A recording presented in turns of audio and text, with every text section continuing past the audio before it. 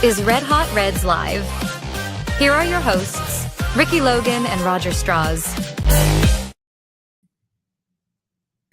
Welcome to the Red Hot Reds podcast. This is Wednesday at 8 p.m., so it's that special time of the week that we have a guest here with us. And we have a guy, very special guest today, a guy that's in the Cincinnati Reds media, that is one of our favorites, guy that we like to check out all the time. One of the hosts of Locked On Reds, your podcast there for Reds Daily content for that. We're very thankful that he was able to give us some time to talk about himself and also about this 2025 current Redlegs team. Welcome to the show, Mr. Jeff Carr. Appreciate you guys having me. Really excited to be on. I mean, I wish the Reds weren't playing the way they are here in Boston, but it's all right. Yeah, it was weird. We had a guy that we talked to last week that's like a Boston guy, Boston Red Sox fan, and he was talking about how bad they were since the Devers trade, and then all of a sudden, water finding its level. Now, anyway, we can get into that later and whatnot. But thank you, Jeff, again for coming on. We set off the interview usually with just a simple question. Again, with what is your first baseball memory, Reds memory, or your favorite Reds memory? Or both. Yeah.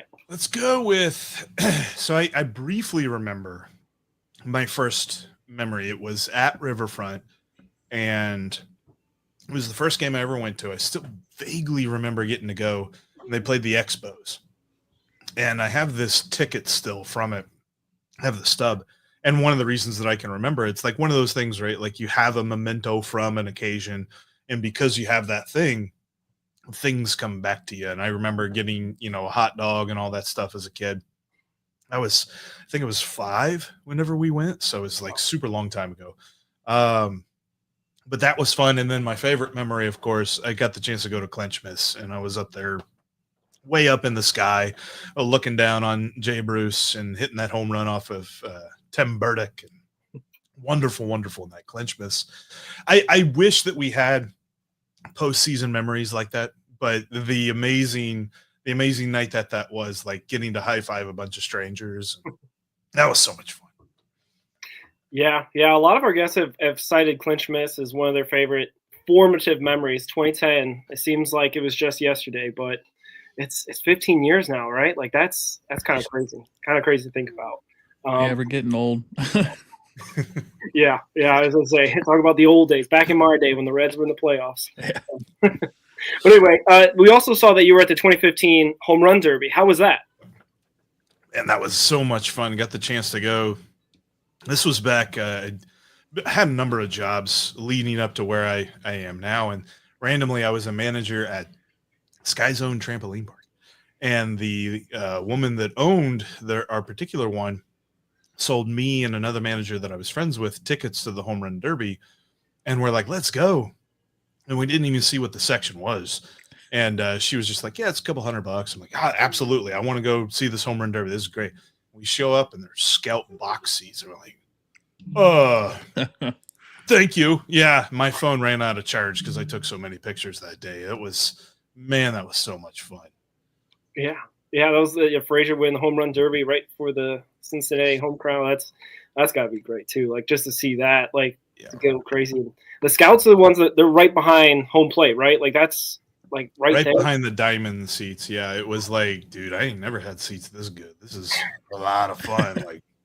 And then after that, I got a little bougie with my taste on tickets. Now I sat down low, but yeah, that was a game too. I remember before the game started, and before they were announcing players and all this other stuff, they had Walk the Moon playing, and they played Shut Up and Dance.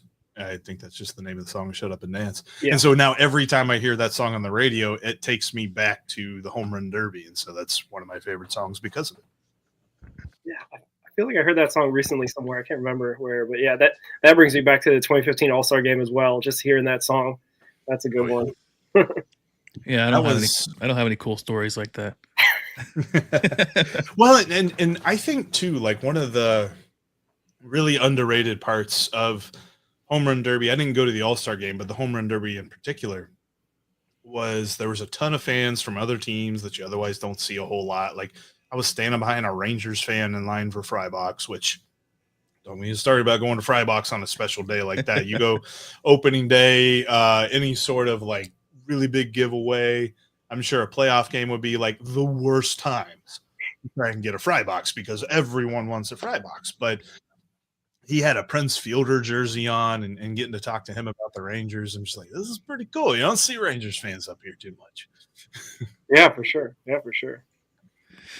So we see that you went to the University of Alabama, Huntsville, and you wrote for the Chargers News there. What all did you cover there? A bunch of stuff. That was an interesting newspaper that, I mean, we did cover school sports and stuff like that, but we also covered, all sports. And so if there was a big event going on, we would write about that.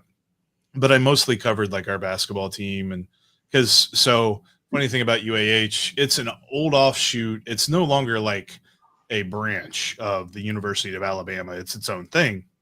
But because whenever it was created, it was a branch of the University of Alabama, it has still this rule that they are not allowed to have a football team. So you go down to Alabama, you figure they got football. And whenever I started going to the school, I'm just like, all right, we'll get into some football. No. And it's a Division II school, but they had D1 hockey, if that makes any sense. And so I covered hockey a lot and got to really loving that sport a lot.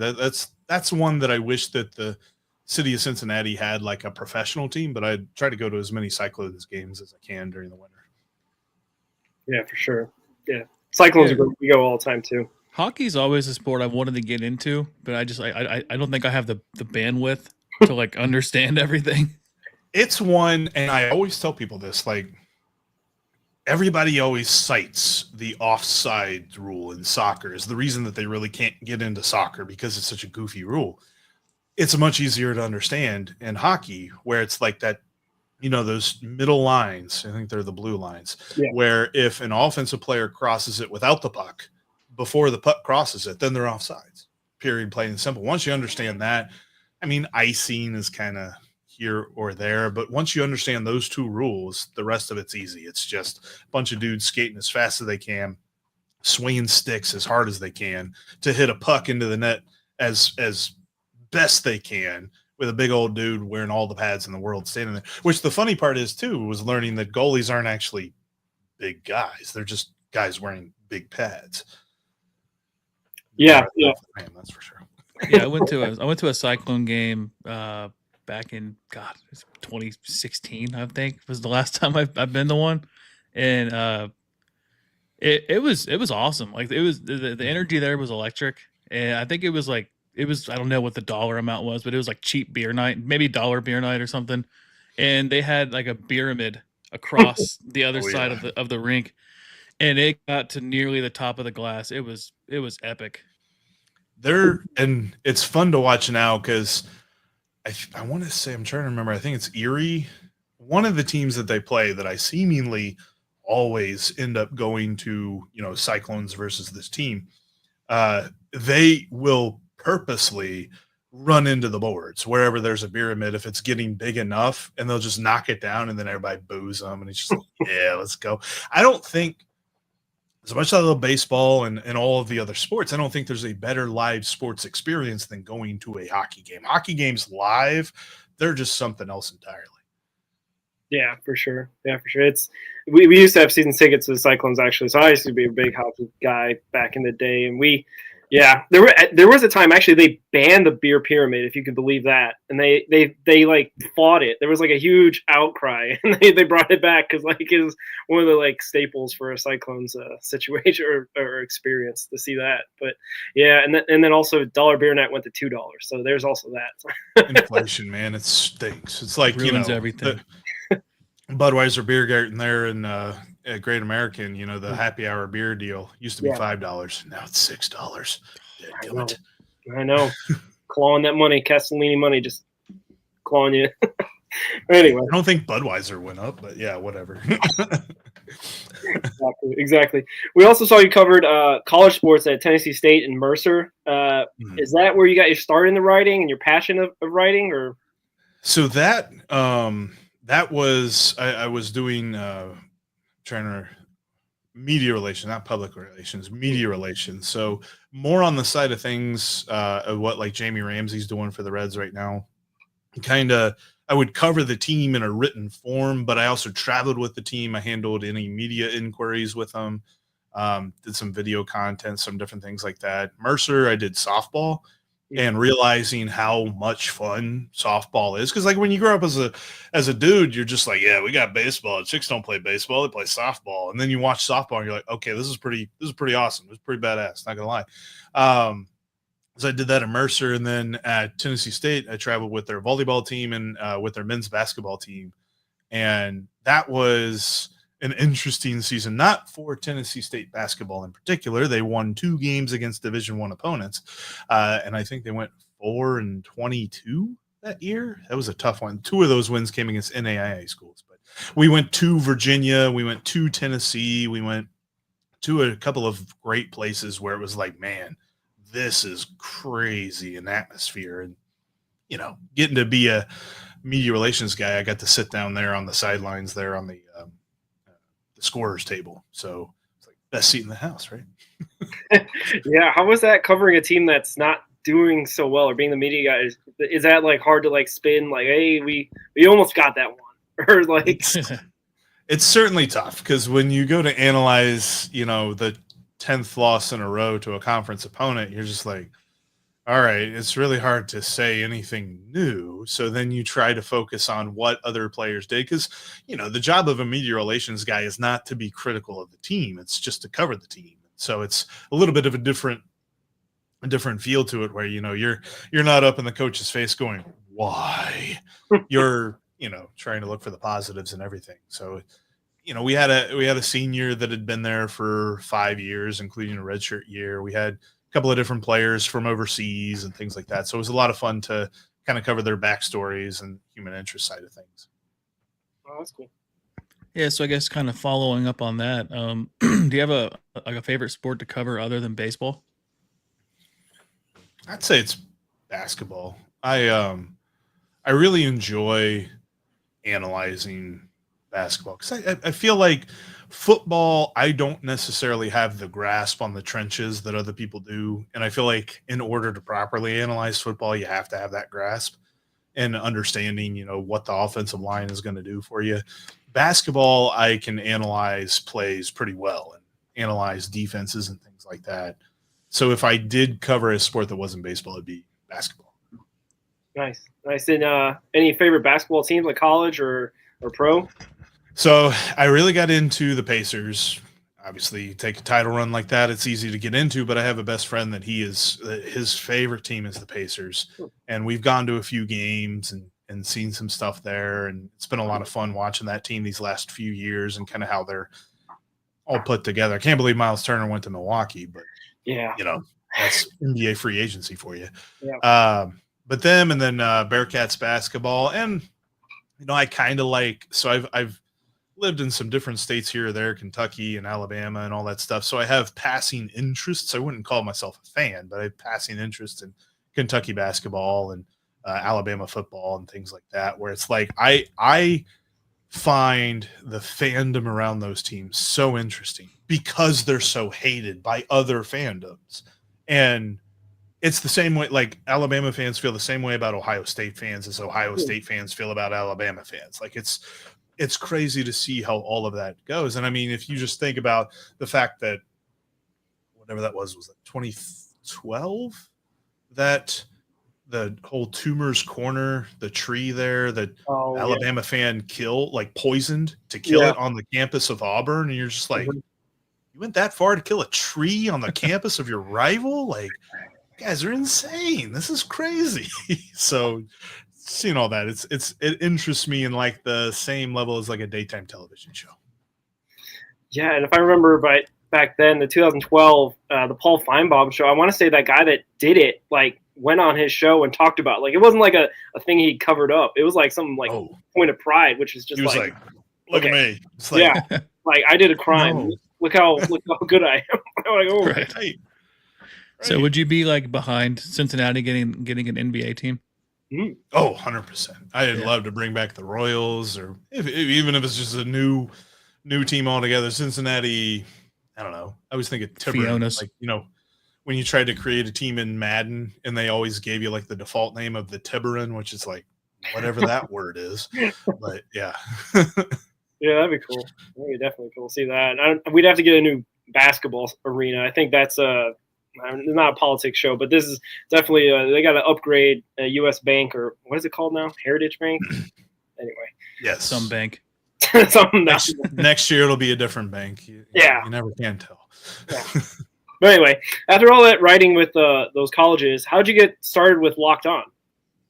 So I actually was writing back in the early days of Locked On. They had these companion blog sites, and James Rapine, who he does Locked On Bengals now, a lot of Bengals stuff, CincinnatiRedStock.com, AllBearcats.com.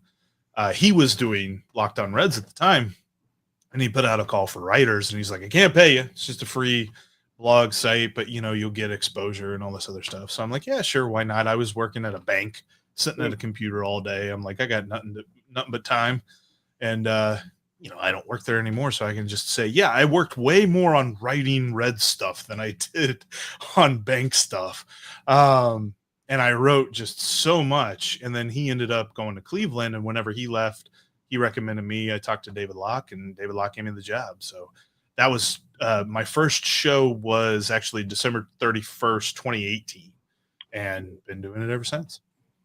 Wow. All right. That's like coming on 7 years. Yeah. That's crazy. That's great. Like, and then were you not bad baseball?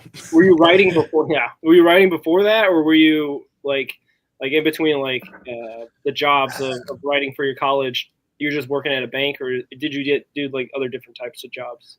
I always kept like a blog site, like a WordPress site or something like that, where I would write occasionally. I definitely didn't write very routinely, but I always tried to write as much as I could.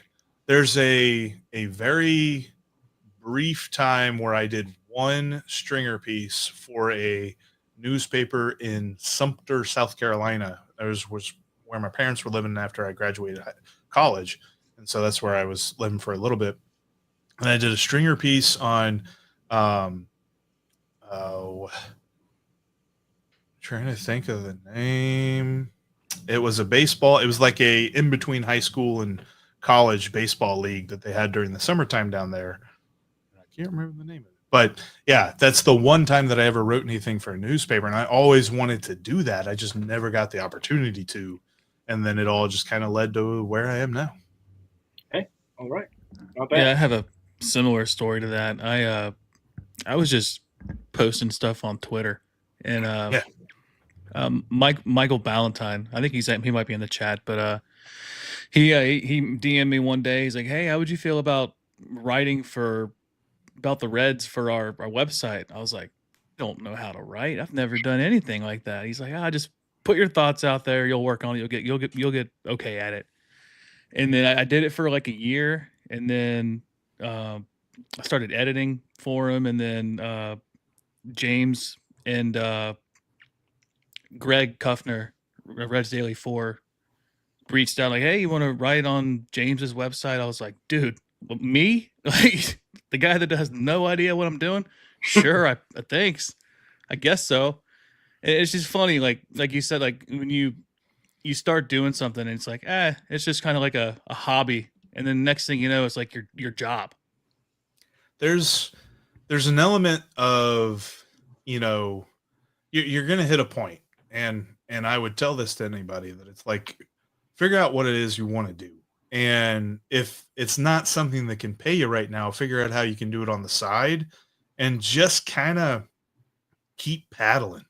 Like you might feel like you're a boat out in the middle of the water and you're not paddling toward any one thing, but eventually something's going to pop up that you didn't even see off in the distance. And then all of a sudden everything makes sense. Just kind of keep on going and eventually you'll kind of find your break, as it were.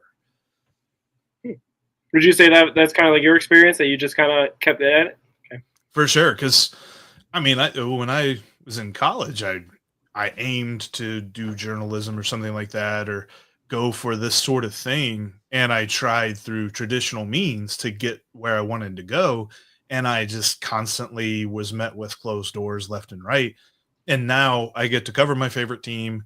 I get to do it from home and, kind of build my schedule around that. Like, it's not something I ever would have expected, especially back then when I was like, taking class or taking internships to that effect. And like, okay, yeah, if I would have told myself back then I would have just really enjoyed a lot more about life back then and not worried as much as I did.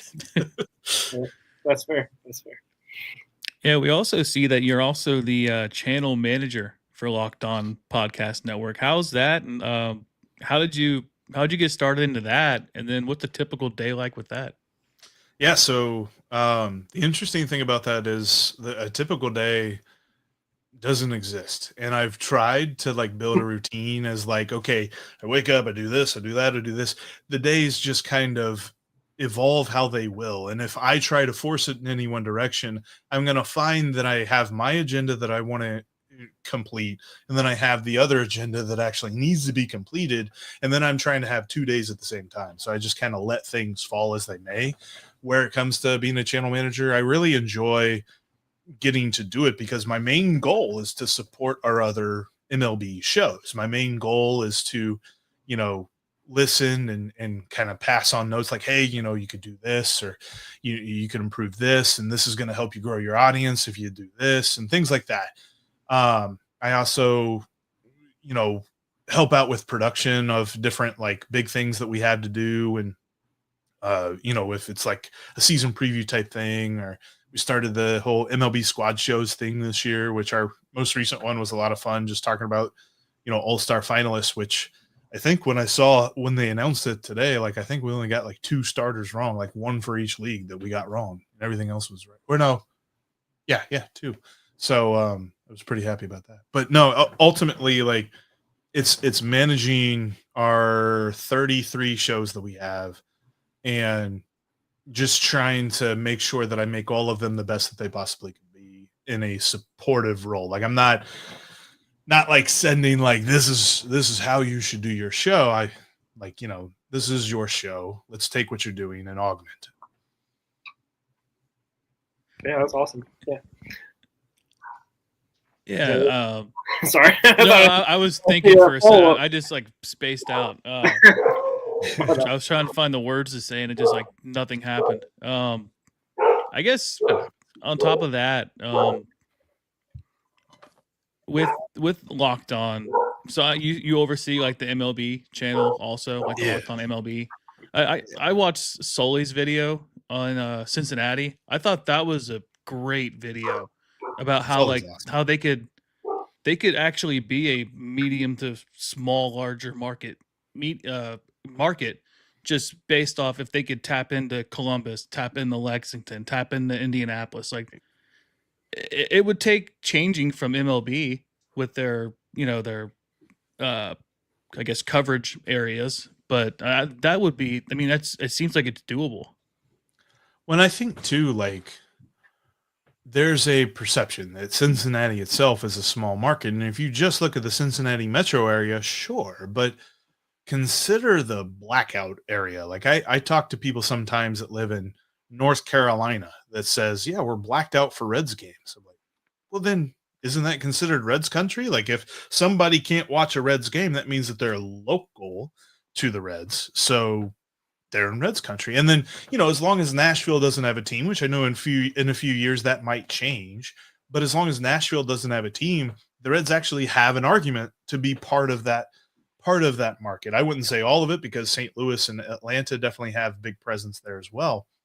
But you can stretch that far. And then when you've got Chattanooga down there as our AA affiliate, it's easy for us to be like, look, come see the future Red Stars close to home, and then make a pilgrimage up to Cincinnati and watch us on your television and things like that. Like, I think that if they tapped more into that and not just focused specifically on the regional sports networks that are very tethered to geographic region, then that is how they would be able to grow their own brand. Because, I mean, think about the Padres, San Diego Padres, and I'm pretty sure Sully made this point. If not, me and him have talked about this off the air many, many times. But it's like, think about San Diego. They are the most like landlocked team, because you don't go that far north and you're in LA. And obviously they're not getting a ton of Padres fans in LA. You don't go that far to the west and you got like Vegas and Arizona and all that other stuff. And you can't go that much further south down into Mexico. So they are a very small market, as it were, like size wise, but they don't act like it. They make the moves like a big market team. And that's simply just the mindset of the folks that sign the checks. And at the end of the day, that's really what matters is how that goes. Like, I can't remember if it's Sully or if it was, Chad Dotson or somebody was like, there's no such thing as small market. There is small minded. And that at the end of the day is what matters. So not to put it out there, but like the ownership, it's basically just like the message that we get from kind of like Castellini's, that they're just trying to make a budget. Like sustainability is what they say in Chicago Cubs. So like that kind of thing.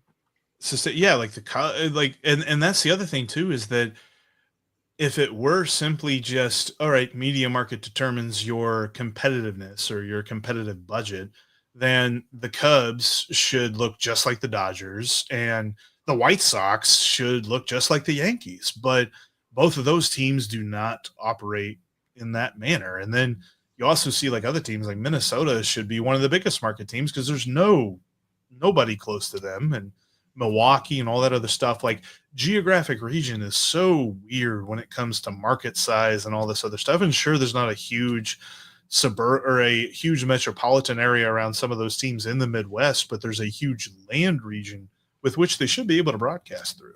Because I mean, even back in like the 90s and the 80s and things like that, there's still people around here that were talking about, wow, man, I mean, we got WGN, we got Cubs games, or we got we got Turner, we got Braves games.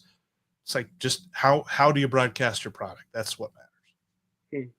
Yeah, that's a good question. Yeah, well, sounds like a future episode for you guys there at Locked On. But that's Sully on to discuss that. Yeah, exactly. But speaking about Locked On, you have a co-host, Steve Offenbaker, and we know that, and he famously lives in Hawaii. So how's that working? How'd you guys develop a relationship, and how's the time difference work? It's interesting. And in fact, he just texted me a minute ago. We're trying to plan when we're recording our next episode, but because he works as I'm going to botch it, but as a nurse in the ER. I don't think I botched it. But he works as a nurse in the ER, so he has long days whenever he works, and so we have to work around that. And when he's off, it's much easier. But it's easy that I have a regular daily schedule that I set no matter what, unless there's just a meeting that I can't get out of or something like that. But for the most part, it's easy for me to be moldable around his schedule and make that work. It used to be, because a couple of years ago when I started as a channel manager, I also was doing production for our national show, Locked On Sports Today, on a daily basis as well. And so that meant, because the idea with Locked On Sports Today was it covered everything. So we really couldn't go early. We had to wait till all of the sports were over for the most part, unless it was just, if it were a late game between like the Blazers and the I don't know, the Rockets or something like that. This was a couple of years ago when the Rockets weren't good. Then, yeah, we really weren't worried about what happened in that game. But, a lot of times I'd be up super late. So that was easy for him because that's a 6-hour difference during the summer, 5-hour difference during the winter. But, yeah, the scheduling is always pretty interesting with that. And it makes it easy because my schedule can change so much. But the way that we met is I was on his podcast a couple of times. I had him on my podcast a couple of times. And it was one of those things where you felt like afterward, you're just like, man, that really flowed well. And I felt like that works. And I got to a point as a solo host. I did 3 years as a solo host, 3 or 4 years. I don't know. It's hard to remember anymore. But when it came to how long I was doing as a solo host, it just got to a point where I'm like, man, it would make a lot more sense to have somebody to kind of bounce ideas off of, and it's been awesome ever since. Yeah, I find doing solo hosting, I don't know, I don't think I'm cut out for it myself, so I definitely need Ricky there to be like a wingman. because it just sounds like I'm talking into the void in some sort of sense, just like a little box of talking. Anyway, but yeah, your guys' chemistry is pretty good, and you guys do have some good camaraderie, which is it's evident in like all your guys' stuff. And it was kind of weird to see like 6 hour difference. Like he's probably like recording in the morning, you're like in the afternoon. I don't know. It's just, we were trying to figure out ourselves like how would that even work. Every so often, and in fact, I think it's going to happen tomorrow. But every so often, they'll be like, "Hey, can you record at like 11 a.m. your time?" And I'm like, "Well, yeah, but it's like 5 a.m. for him."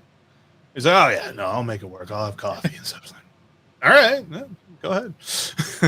I guess he's used to it with having weird hours being, in the ER as a nurse. Like he's been up all hours and any single situation he probably has been comfortable with. But yeah, that's cool though. Yeah, I met Steve at a game last year. I think it was the day before Rhett Lauder's debut.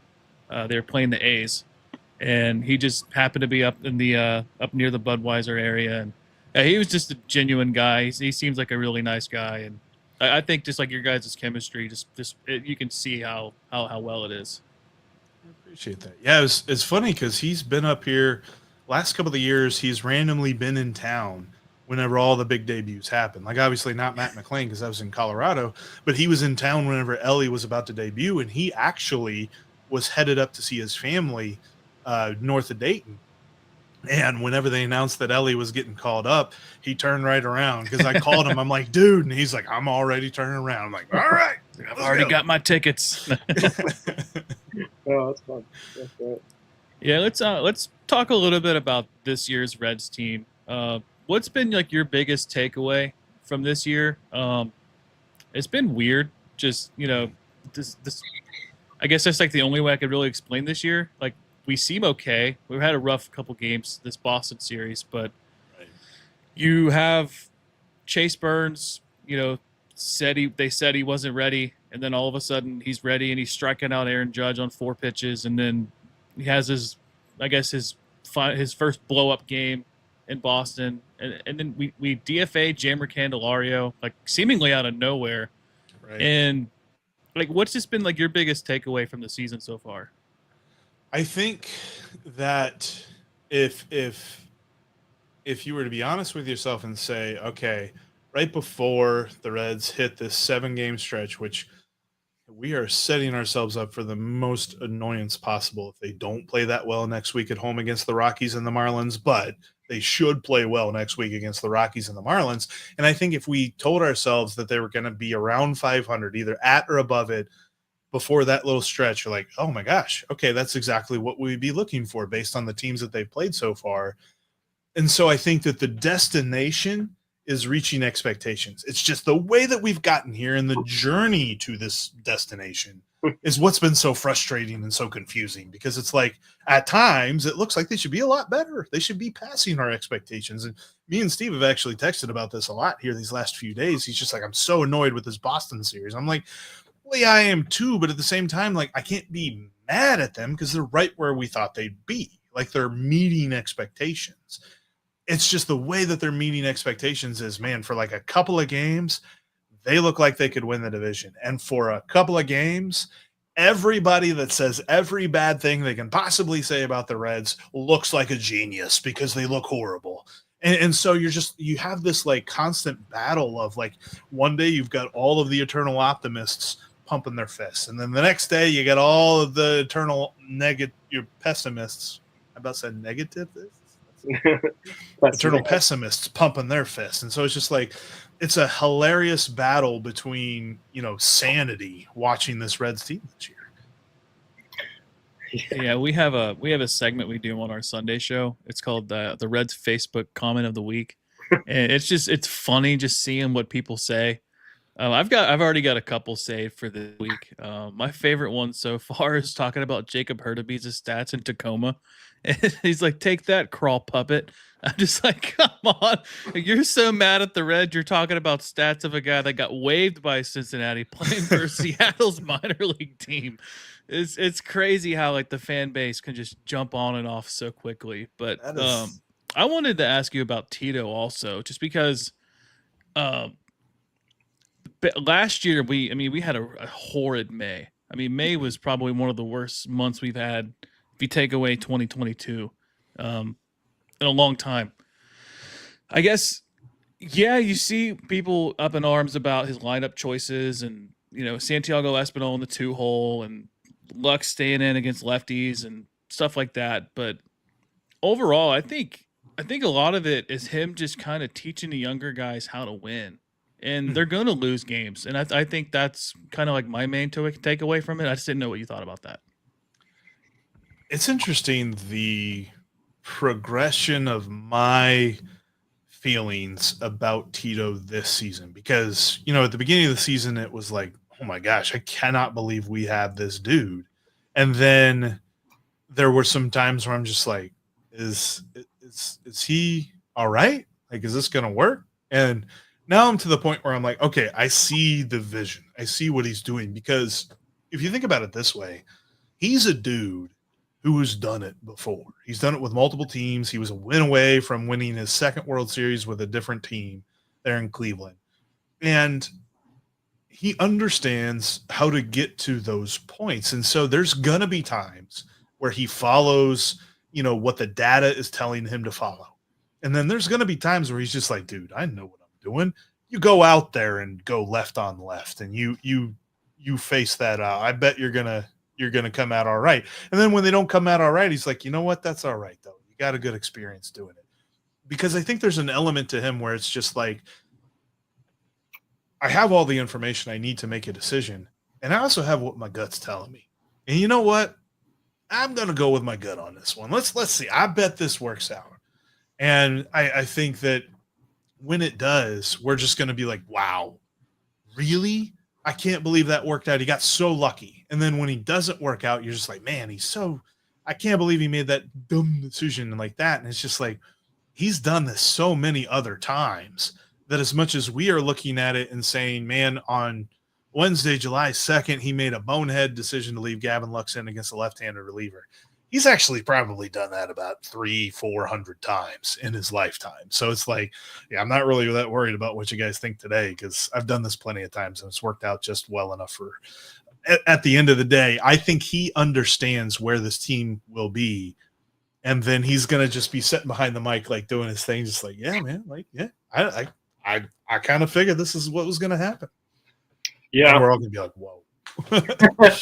Yeah. And another example of that is like when he kept Abbott in for that game against, was it Cleveland? Yeah.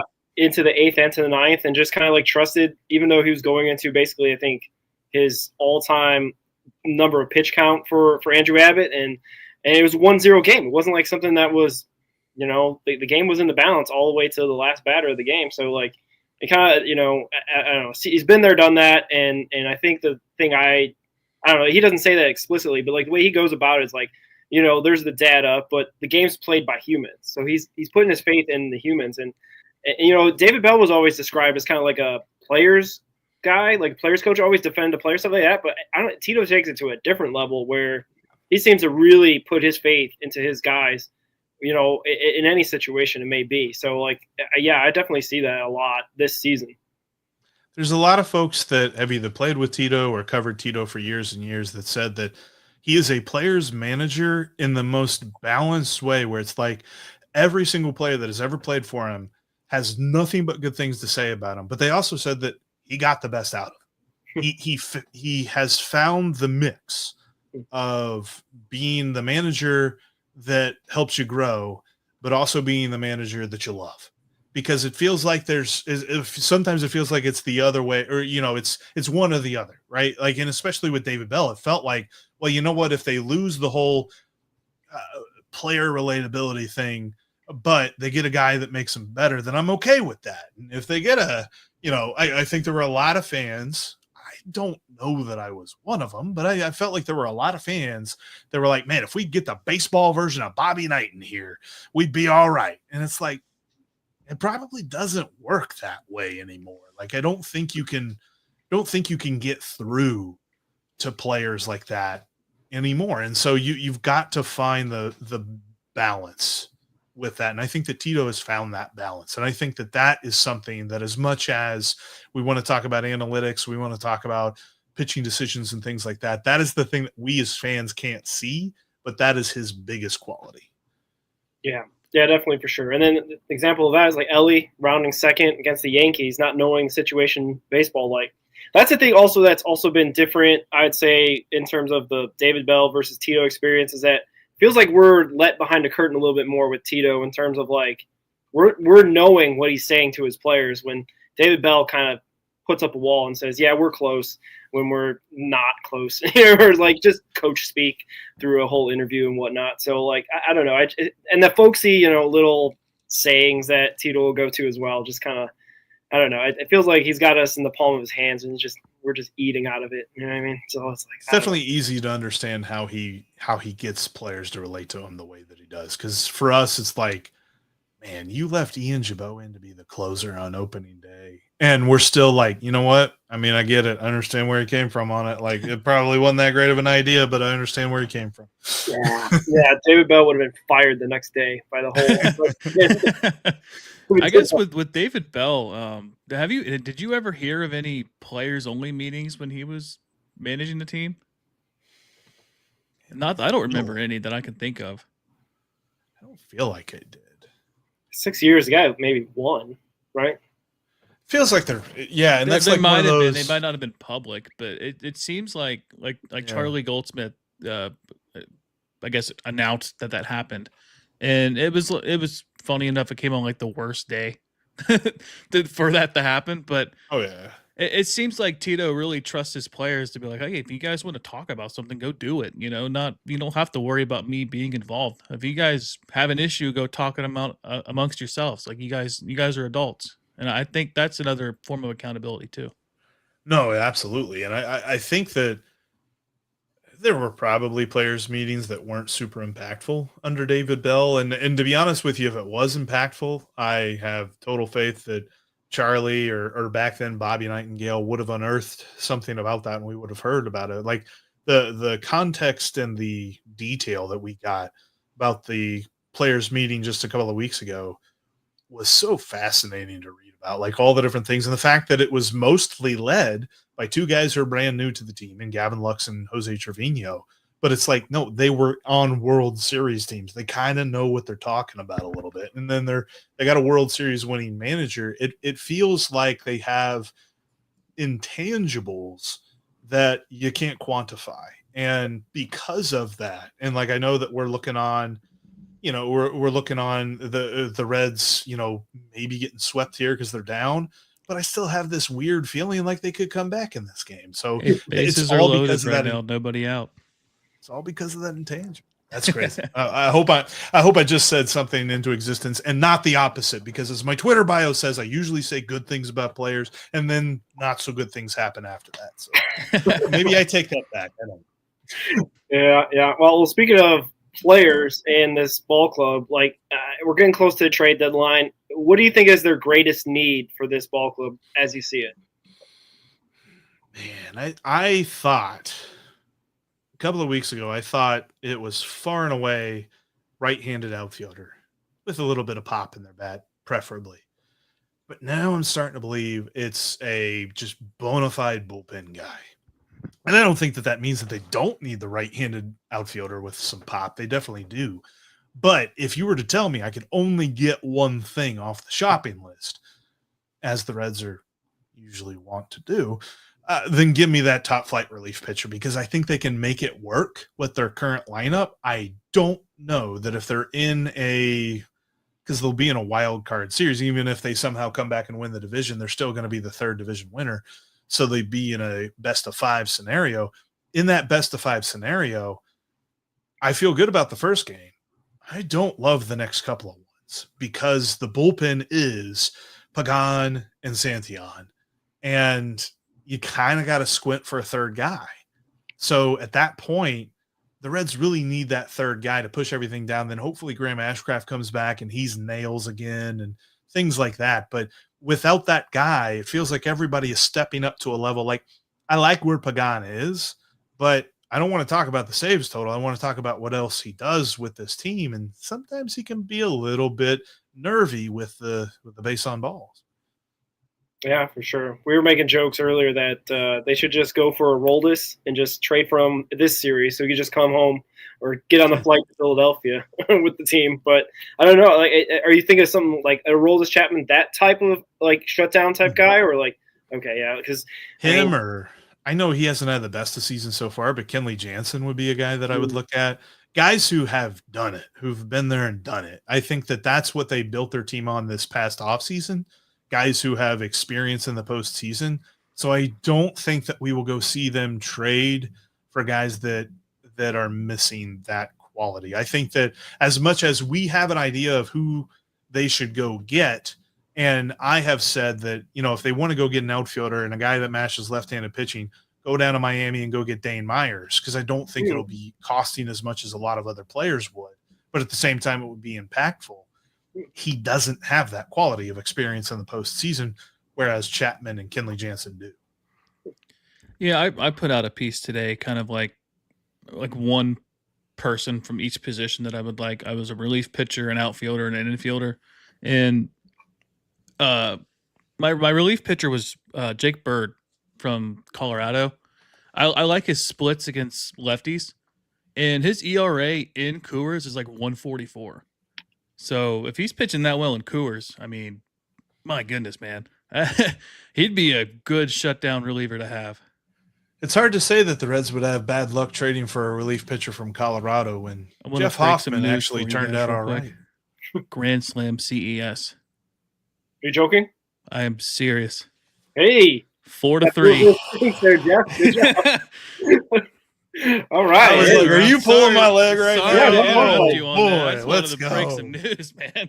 Yeah, we got confirmation. Mike Valentine in the chat. Grand Slam. Hey, how about Let's that? go. Goodness. Now and he is a perfect encapsulation of the frustration of this team. Because he can do that. He can do that. It's just he does that every so often. It's not consistent. Oh, he went and it's dead not center to the too. point because he looks like a guy, and his scouting report is of a guy that can hit cleanup. Oh man, he crushed it. You would not tell me right now that I'd be happy to see him in the cleanup spot. But man, grand slam. You want StatCast numbers? Sure. Yeah, let's go. 109 off the bat, 439.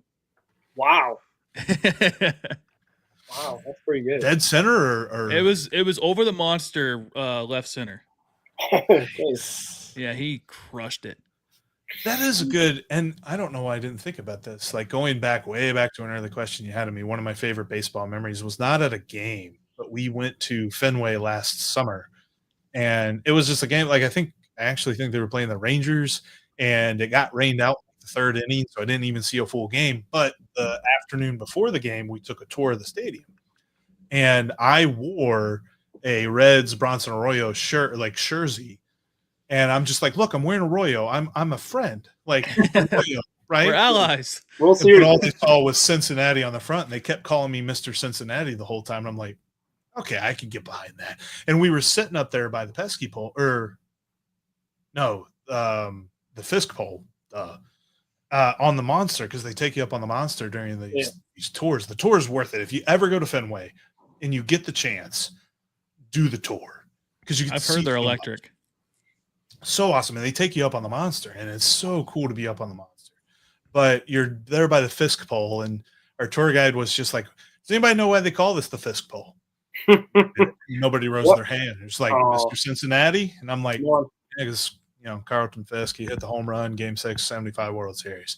And they're like, yeah, and our whole city, they were so happy. Everybody, there was parties in the streets. People were having a lot of fun. And then we woke up the next day and realized, got to play Game 7. Yep. And Mr. Cincinnati, what happened in Game 7? I'm like, Reds won. It's like, yeah, everybody's favorite game of all time. Everybody's like best game that ever happened. It still meant that the Reds won the World Series at the end of the day. Yeah, I guess kind of going back to like trade deadline stuff. What do you think about a Suarez reunion? I would like that. I think the Reds will base their appetite for trading for an infielder on how Noelvi Marte returns. And it looks like he's close because he's killing it in AAA. It looks like he's got his timing down. It looks like he's healthy. So hopefully he can return and stay healthy, which will be the big question. Because I really believe, and I hope that the Reds are there too, and it feels like they are because they keep putting them there. But I really believe that Spencer Steer is probably the first baseman of the future for this team, or at least the next couple of years, if they don't sign him to an extension. But he has looked so good defensively at that position this year, and he has looked so – I don't know that he's been horrible defensively, but he's been very meh defensively in left field. Mm-hmm. So I'd rather see him at first base. And his bat's been getting hot, so it's easy to keep him in the lineup. And so then you've got Noelvi Marte at third. You got CES DHing, because I think that's why they got rid of Candelario. They saw this, and they're just like, look, we need CES's bat in the lineup. And if we got Candelario here that we don't want to see out in the field, one of them has to DH. It's got to be CES. So they got rid of Candelario. And I think that whether or not they go for Suarez or any other infielder is going to depend on how Noelvi Marte returns and how he plays these next couple of weeks. Yeah, that's it. And he had that good stretch, May or April. Like, he looked really good. Like, especially because I think between Ricky and I, we highlighted that he had some defensive struggles in 2024.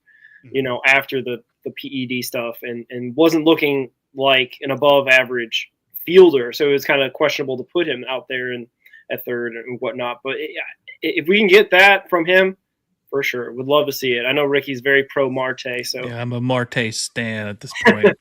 I love Marte. He was my guy. Whenever they were talking about a Castillo to Seattle deal, I was just like, give me Marte. I want Marte. And I was so happy that he was included in that deal. And I'm with you. I think like whatever is a step above the yips is what he had last year. Yeah. And he figured it out in the offseason, figured it out in spring training, even though he got sent down rather quickly to the minors. And I love seeing how he played, and I hope he comes back like that soon. Oh my gosh, let's go. 5-3. I think with Marte, I think a lot of it was just confidence. Like, I guess you could call it the yips, but hopefully, thankfully, it seems like he kind of got over that based off of his Louisville numbers. And I think me and Steve at the game last year talked about that. Start Will Benson in AAA no matter what. Start Marte in AAA no matter what. And hopefully they put up numbers, and they did. And Benson probably got an unfair shake when he came up in San Francisco and played Hall of Famer Justin Verlander and struck out 3 times. And then just, by chance you face a good reliever and he strikes you out. Just, you have a 1 in 2 chance, either hit or strike out, really. And I'm glad that at least Benson, when he came up, made the most of it. Marte had that huge game and that blowout win against Baltimore, and then kind of carried it in for a few more series. It seems like he produced with the injury. So if he can come back and be healthy, I mean, he could be even better. Like, that's the crazy part about it. And he's a guy too. Like, I feel like one of the things that is so frustrating, that was so frustrating about this team early on, we're starting to see some guys play a lot better here recently, but like the scouting reports on all these guys are just so glowing. And that's what people don't realize, is that what scouts have seen, and scouts know what they're talking about. I'm a big believer in scouts. What they saw with guys like Marte, guys like CES, was a lot of good things. The thing is, you got to turn that potential into production, and it takes time. It takes time to figure out that gap and bridge it and get you to where you need to be. And as much as I wanted that to be last year, and of course last year it seemed like the team went on a sophomore slump, that it seems like this year it's all starting to come together under Terry Francona. And as much as we, like to point to the fact that it was not the manager's fault, and I firmly believe that. I don't believe that David Bell was the reason that the Reds did not succeed last year. Right. I also don't believe he was part of the solution. And I think that Tito is a part of the solution, and that's why they got him. That's fair. But speaking on like the minor leagues, AAA, all that, we got, and also just the futures game coming up. We got Sal Stewart and Alfredo Dano representing the Cincinnati Redlegs at the Midsummer Classic, which is awesome. But how do you see the health of our minors and our system? think it's really good. I think that the Reds have a lot of great prospects coming up on the way these next few years. Sal Stewart, I don't expect to see until late next year, I would think, because I don't think that there's a spot for him right now this season. So it's definitely going to be some point next year. Duno is much further away, but I'm excited to see him in the futures game because, I mean, dude still can't legally buy alcohol for himself in our country. So that's not something that, we're not talking about a dude that's like getting old on us. He still isn't even old enough really to be called up. And I think that that is the interesting part about, Tyler Stevenson, why he isn't signed yet. Like, I feel like that's got to be top priority this offseason because obviously they haven't done it yet. And next year is going to be his last year under his rookie deal. So you got to get that figured out because, you got Trevino, but is Trevino going to bridge the gap between now and Duno? That's a tough one to really sign off on. So I think you got to keep Stevenson. But overall, I mean, the Reds are probably a year away from the rest of the country figuring out that they're a pitching factory. Under Derek Johnson, with all the talent that they've got and all the guys that they have so many talented pitchers in the system. Because, we know about the Burns and the Louders and the Petties, but they also have Jose Acuna that's looking fantastic. And once he comes back from injury, Julian Aguiar, I think, is a really solid, bullpen, or not bullpen, but a really solid, 6th, 7th type starter guy. Brandon Williamson's going to be back next year. You've also got some other really young guys that are coming up and looking very impressive too. And then whoever they end up drafting in this year's draft, they have a chance based on some mock drafts to pick the best prep pitcher in the draft in Seth Hernandez, that if he falls to them, that would be huge. And he wouldn't be a guy that would be up in the next 2 years because he's coming out of high school. But Baseball America has a 65 overall grade on him, albeit with an extreme risk because he's so young. But it's like if he can reach his potential, you'd be talking about an ace. And that's on top of Hunter Green, on top of Chase Burns, on top of Rhett Lauder and all the different guys that they have. We're looking at a chance here that the Reds could really build from their pitching staff in their minor leagues. And that's why I think it's so easy to be bullish on what they've got going on in the minor leagues. Yeah, I was sorry, Roger. I was looking at if Hernandez wasn't. I saw your piece on Ike Irish. Would he be a catching option, or would they look at maybe moving him into the outfield? I think what is likely to happen is that if you pick him, they probably start him at catcher and they see where he's at developmentally, and then if they believe that he has too much work to do, they might move him to the outfield. That's what Auburn did in college this year, and I was actually talking to Zach Blackerby, our Locked On Auburn host, an amazing feature of the Locked On Podcast Network. You talk to so many different people that are experts on their team. But he was talking, he's like, he's the best player that I've ever seen come through Auburn without a doubt.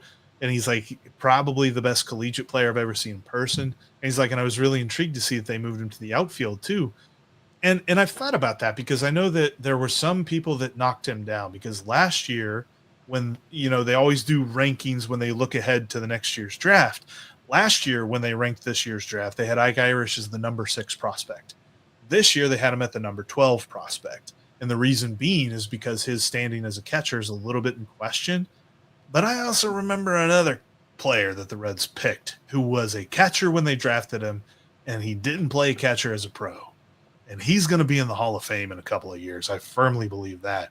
So if Ike Irish is anything like Joey Votto, which is way too hard of a comparison to make for anybody, but I mean, if we're talking about a very solid hitter with great plate discipline like Ike Irish has, then he could be a very interesting choice. Plus, based on where he is ranked and based on how some things fall and the weirdness that is the MLB draft, they could potentially sign him for under slot value, giving them more money to use on their compensatory pick. I can't remember if they have one.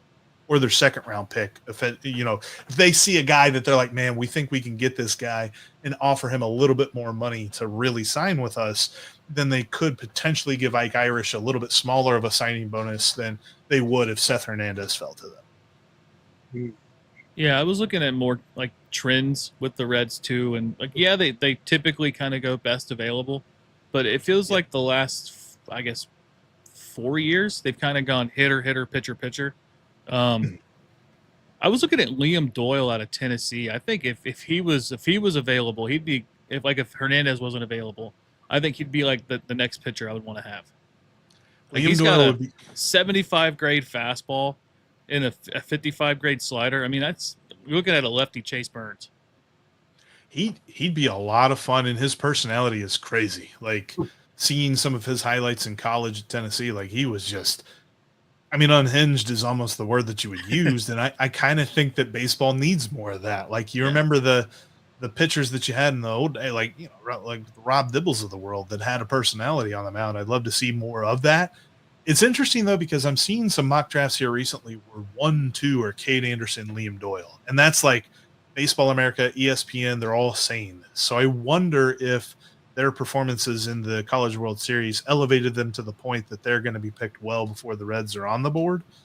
So if he's there, I'm with you. And I saw too, there's another guy, another pitcher, which I'm sure there's people that are rolling their eyes like, oh my gosh, how many pitchers can you pick? But where the Reds are, they have an interesting opportunity where they could get a guy named Jamie Arnold, who coming into this season was seen as the best pitcher in college baseball. Didn't have like the best year that like Cade Anderson or Liam Doyle had, so he fell a little bit. But you're talking about a dude that was expected to be the top pitcher in the draft. Some think he might fall to 11 or 12. If he's on the board, if Ike Irish is there on the board for the Reds, and maybe Seth Hernandez has already been picked, it might be an interesting discussion between the two of those players and Jamie Arnold and Ike Irish.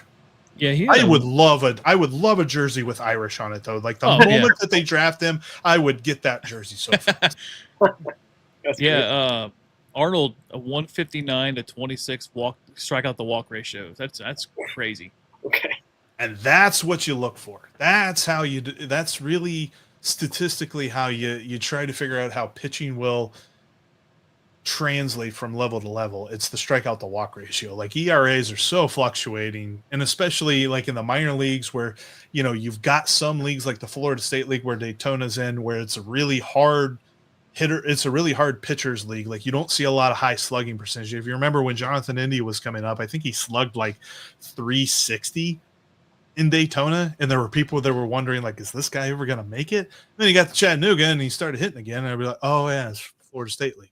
And then you got guys who play out west in the Pacific Coast League that just mash. And like if they have a 500 slugging percentage, you got to say, well, there's like a way you got to scale it. So there's all these different factors that feed into different statistics, but strikeout to walk ratio translates from everywhere because that says he's got good command. So I guess who's your guy that you would want them to pick? Like if you had to choose right now. I think, and again, this is something that I've read up a lot on. I'm still not a draft expert by any stretch of the imagination, but based on everything that I'm reading, don't think Seth Hernandez is going to be there. I think he's going to get picked too early for the Reds. Yeah. So if I had the pick, I would take Ike Irish. I think that they've got a chance. There's some pitchers that they might be able to get there in the second round that they could still be really happy about, and guys that don't need – I mean, they have a higher baseline of development. Mm-hmm. But I really like Ike Irish. I think that he's going to do it. And I did see the comment in the comment section from Brian. No, my buddy that does Locked on Auburn is not old enough to have seen Bo Jackson. That's fair. That's fair. Yeah. All right.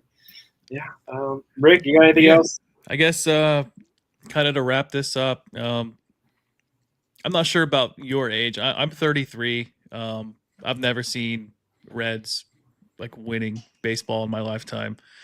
Will we see a Reds World Series in our lifetime? I think so. I think that they're building to the right point. And as much as it's annoying because it's easy to say they don't spend enough, I think that they've got the right plan in place and they've got the right development team in place to build up their minor leagues, that I think that we will see them get to the point that they are functioning within their limits. Because as much as we want them to go out and sign Juan Soto, they're not going to. They're never going to be in that sort of a competition. But they might be in a position here very soon where they've got plenty of prospects to deal with, that they can get somebody like that in a trade before they hit the $300 million contract level. And then you could see them really, fill in the holes with better than, better than the typical players that we've been seeing here soon. I don't know that it's within the next 2 years, but I think 3 to 4 years, I think they win the World Series. Wow. Okay. So no Cubs curse over here in Cincinnati. No, we're not going 100 years. Ain't happening. I just worry about the curse of Marge Schott, man. With the umpire that passed away and the way that whole situation happened, where she gave him dead flowers and all this stuff. That's my biggest fear, is that we have that curse. I was talking to somebody the other day, and they said that they were telling their kids about Marge Schott, and I was like, "You were." How did that come about? And like, well, he saw something and this and that and the other. I was telling him, I was like, and she's like, and they were like, yeah, and I told her how much as an owner she was really focused on winning, and I'm like, yep, and that's where you probably should have stopped whenever you were talking about It was like my favorite Marge Schott story is that she was upset that the Reds swept the A's in 4 games because she wanted the TV revenue or the revenue of more games to come to, Riverfront. So she was just like mad at her team for winning in 4 games. Like, what is this? It's just like the weirdest, like, bizarro type of situation you'd want. Like, anyway, that kind of, I feel like that kind of summed her up in that aspect. It's funny to think, because like I think owners and just people in general could get away with that stuff, back then, in the 80s, early 90s, something like that, because there wasn't social media. You couldn't get away with that now. There'd be such an uproar. Like, could you imagine if the Reds, for some reason, won the World Series? Say they beat the Yankees at Yankee Stadium, and they finished off a sweep against the Yankees, and we found out that they weren't, they had to find their own way home and they had to do their own celebration. Yeah. Like all of Reds Twitter, I think everyone would get up and go down to Great American Ballpark and egg the place if that happened, because we would find out about it. Like, you can't hide that stuff now. No. Yeah, it's terrible. There's not enough things you could say about that one. It's crazy. But yeah, it's, that's the last World Series win. I don't think it's going to take much longer to get there. I feel very good about the core that the Reds have, and I think that we'll get there in Ellie's tenure. We'll have to talk about what happens after the fact. I'm glad that the Reds at least reached out to him, and I knew that they would get the answer that they got, whereas like, no, we're not looking for anything right now because, well, he's going to be worth way more than any player's ever signed for by the time his rookie contract's up. So I don't think the Reds will get anything done while he's still here. But man, if he did, might do a backflip on the pod. I don't know how to do that in this camera shot. we make it work. We figure out. You'd have to have us on for that one for sure. I had joked that we our preseason shows we did, and I had joked that Ellie would be the first $1 billion player. If they keep the financial structure the way that it is, there's nothing from stopping him from doing that. And he's got the right agent to get there. That's for sure. Yeah. Fun fact, the Reds have won 9 straight World Series games. There you go. Gotta love that. I think, man, it's going to be interesting to see what happens there if Major League Baseball does change its financial structure as much as some people are suspecting it could happen, and how does that benefit the Reds with this? Because I got to believe that if anything happens, it will benefit the Reds' chances of keeping him longer. But as it stands right now, I think that, you can just earmark the year that he becomes a free agent, and then we're going to have that stupid conversation that I'm not going to mention, but we all know what it is. Yeah. So hopefully something changes before then. Yeah.